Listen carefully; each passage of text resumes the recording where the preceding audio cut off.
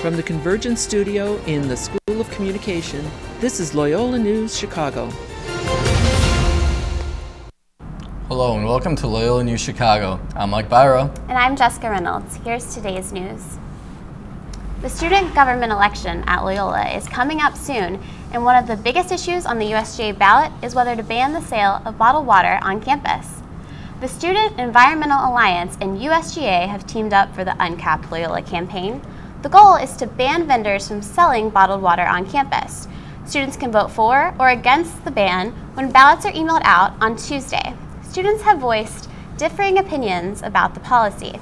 The bottle itself is only one part of the issue. It's really what's in the bottle that's concerning us more. The fact that this water has come from a community source, they've received no retribution for that, monetarily and otherwise, and it's becoming a privatized good, which we believe should be a public source. If somebody wants to buy a bottle of water every now and then, or for convenience's sake, who are we to stop them? Who are we to stop them? The Loyola Phoenix editorial board has endorsed the ban of bottled water on campus. Also on the ballot, students will have the opportunity to elect a new student body president and vice president. Jordan Gutterman went to find out if students are passionate about the upcoming vote. We're here outside of Loyola's Core Boy Law Center asking students who they're rooting for in the upcoming USGA student elections. Well, I'm not really following the elections, unfortunately. I've got a lot of work to do. About to graduate, got to focus on life. Although it's important, the elections are important, yes. Matt Razik, because I went to high school with him, and he was our president when I was in high school, and he did a great job then, so I think he'll do a great job now. I'm voting for the two girls, Pior and McDowell. They have a strong initiative. They know what they're doing, and they've already done a lot of green work, which I think is really respectable. I'm not rooting for anyone. I don't really care or follow that kind of thing at all. It's not really on my radar.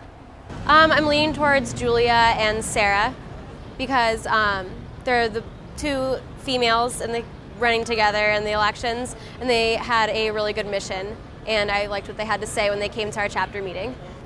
We have a mix of apathy and strong support from Loyola's student body. Voting takes place March 27th through the 28th. Jordan Gutterman, Loyola News Chicago.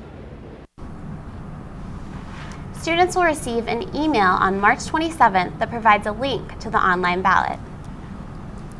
Paying $32,000 in tuition costs can be out of reach for some Loyola students. The Phoenix reports the university will put together a committee to look at improving the quality of life at Loyola while keeping it affordable. The committee will examine the problem middle-income families have with higher education costs. Father Justin Daffron of Academic Services says there's a gap in cost and the ability to pay it. The committee will also pair with the USGA to form focus groups open to all students. Despite a tuition increase, Loyola will actually cut some costs for students. The Phoenix reports that students will pay less for health insurance. Come August, the university will switch its health provider to Blue Cross Blue Shield of Illinois. The new plan will cost over $1,700. This will save students $140 a year, and it will cover $5,000 in prescription drug costs. University bursar John Campbell says it's a win for the students and the university.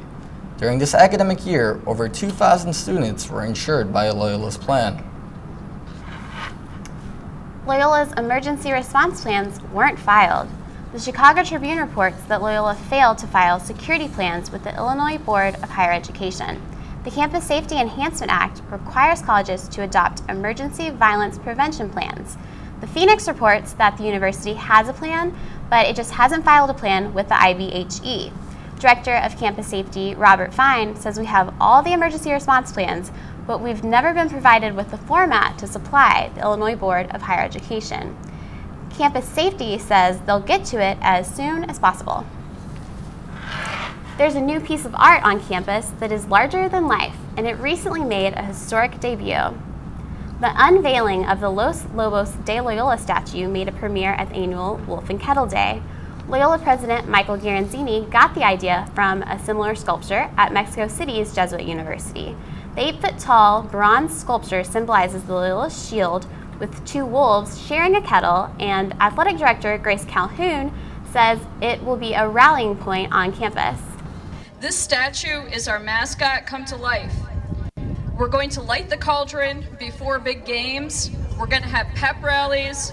We're going to take pictures by the wolves at graduation and grow our bond with the university and Loyola community, because it is this sense of affiliation, pride, and unity that will make the Loyola experience an even richer one, and the bond to this institution an even stronger one for everyone.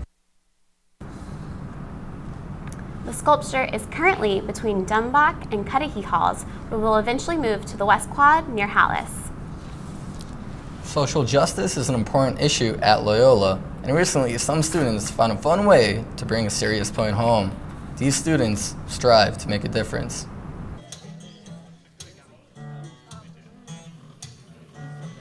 At the Zips basement in CFSU, Oxfam Loyola hosted Busted for Justice. The event included musical performances, food, and a poster on which students painted whatever they felt represented social justice. Oxfam's posters at the event focused on people who lived in poverty and faced social injustices. And so I think we want people to learn about what these people are dealing with and how it's our job to stand up for them because they don't necessarily have a voice on what's going on in their country. Oxfam is an international nonprofit organization that has had a Loyola chapter for 6 years now. The club boasts 15 to 20 active members with countless supporters. This was the 4th year Oxfam hosted Busted for Justice at Loyola. Co-president Michelle Amiot says the event was an effort to get students passionate about their community. Oxfam's core mission, no matter what the issue, is always about empowering communities. So tonight it's really about building community. Community around love and justice and just around joy of being with each other. So that's really what tonight is about. The musicians on stage performed in front of a good turnout. Former Michael Dean Spock says the music was a way to help get students passionate about the organization. I think Oxfam is doing a great job of educating about the issues that they're trying to work on right now. I think they're trying to get everyone involved. It's like an educational / fun event. Apart from hosting events on social justice, Oxfam also makes sure its students have their voices heard on key issues. Students themselves can make a big difference just in, we had a petition going around that was sent to Congress and things like that, like writing to senators. So really small issues like that, showing that people actually care about it, students can make a big difference that way. Members of Oxfam want to get people passionate about what's happening in the world. Still, they believe one of the most important things is empowering communities at the most local level. Mike Byra, Loyola News Chicago. Oxfam also brings awareness to Loyola through vegan cooking events and by hosting speakers from the National Oxfam organization. Coming up later, we'll tell you why Loyola students may have a faster way to get a sweet treat this summer. And what negative consequences are some Chicagoans facing with these warmer temperatures? We'll have the story in just a minute.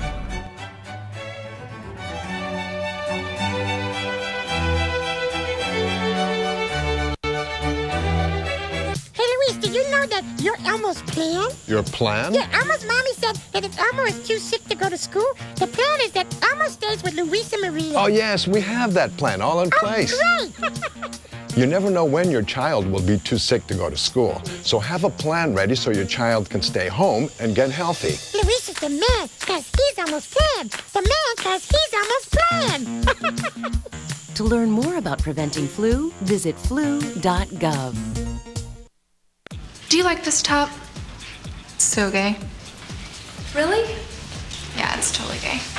You really shouldn't say that. Say what? Well, say that something's gay when you mean it's bad. It's insulting. What if every time something was bad, everybody said, "Oh, that's so girl wearing a skirt as a top"? Oh, you are. Those are cute jeans, though. When you say that's so gay, do you realize what you say? Knock it off. St. Patrick's Day festivities left some Loyola students with more than the look of the Irish. The Loyola Phoenix reports 6 Loyola students went to the hospital for alcohol-related issues. Campus safety was surprised at the low number of students treated for alcohol-related problems. Dean of Students, John Newfold, says, "I think it's really easy for people to get caught up in the spirit of the day. With the warmest St. Patrick's Day in more than 100 years, it's easy to see why." Warmer than usual temperatures are bringing early spring blossoms and lots of misery to allergy sufferers. Many of the trees around Loyola University's campuses are already in full bloom, and that means they are spreading pollen. This is one of the earliest allergy seasons in Chicago and across the country. Hillary Kenyon reports not everybody's happy about the seasonal changes. It may only be mid-March, but pollen from trees and plants are causing problems for allergy sufferers. This year has been brutal so far, and maybe it's just because it's earlier than usual, so I'm not used to it. I've taken Theraflu this morning because I've had a runny nose. I've been sneezing for the past 2 days, and now I woke up with a sore throat this morning. I do suffer from allergies, but only seasonally, so I'll get them in the spring and then sometimes in the fall. And this season has been bad. Students can receive allergy shots at the Wellness Center. Pet owners on the north side, beware. Someone is putting squirrel poison on the sidewalks and your pet might ingest it. The poison looks like little pellets, which makes it easy for pets to mistake it for food. As a result, pet store owners say 3 dogs were put down in the last month. The owner of Rogers Park Pet Salon, Marie Winkler, says the Alderman's office is currently investigating whether or not it's even legal to use squirrel poison. Winkler says squirrels are a nuisance, but there are more humane ways of dealing with them. Most of the squirrel poison was found in the area around Clark and Toohey. The Illinois primary election touched Loyola's Lakeshore campus. Voters hit the polls in our very own Fordham Hall to pick the candidates that will compete in November's general election. Voter turnout in Chicago was low, and few people came to Loyola's polling location. According to Fox Chicago, only 24% of voters took to the polls.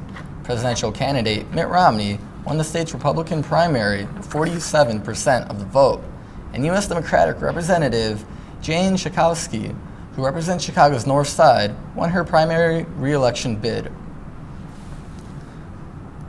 Infamous former Illinois Governor Rod Blagojevich is spending 14 years at a Colorado prison, but his equally infamous hair is having problems of its own. He's about to go gray. Blago's longtime barber says his hair will go gray within 3 months. In prison, he's not allowed to have hair dye with him. The barber says he told Blagojevich not to worry because the media won't be there to see what his hair looks like.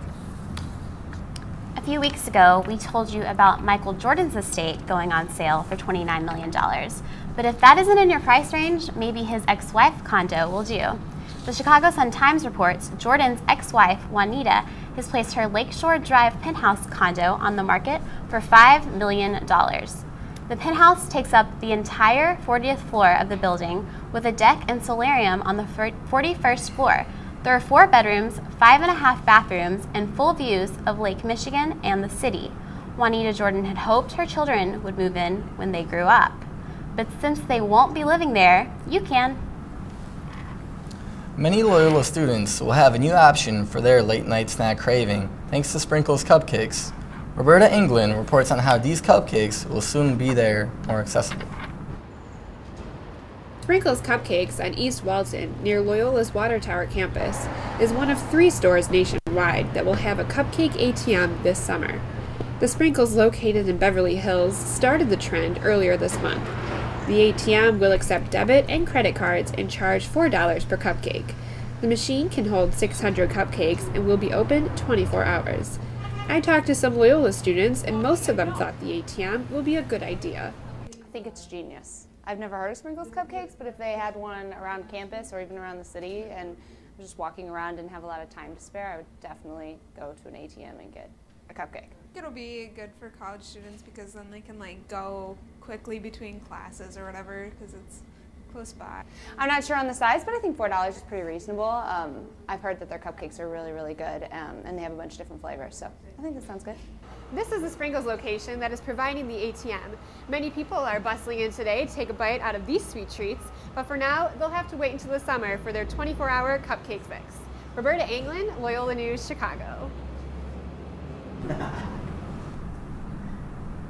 Sprinkles doesn't know yet where it's going to locate its new ATM, but it'll come soon.